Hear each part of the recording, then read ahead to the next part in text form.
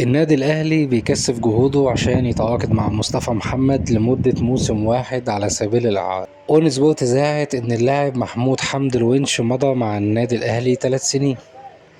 اللاعب حسام عبد المجيد لاعب نادي الزمالك بيسأل ناس قريبين عن إمكانية انضمامه للأهلي، وخصوصا إن عقد اللاعب مع الزمالك فاضل فيه موسم واحد واللاعب رافض إن هو يجدد. ناشئ نادي الزمالك محمد السيد اللاعب رفض التجديد لأنه سمع إن النادي الأهلي حاطط عينه عليه. حرفيا النادي الأهلي بيفضي الزمالك من نجومه، حتى الناشئ بتاعه النادي الأهلي كمان حاطط عينه عليه. طب الأهلي بيعمل كده ليه؟ الأهلي مش بيعمل كده عندنا في الزمالك أو استغلالا لنجوم الزمالك أو حاجة، لأ.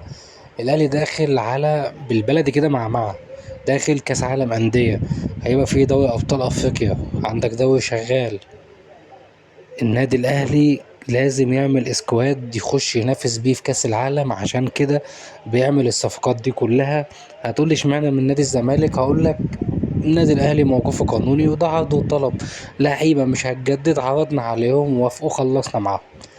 وفي الاخر حابب اشكر نادي الزمالك على جودة الانتاج. شكرا.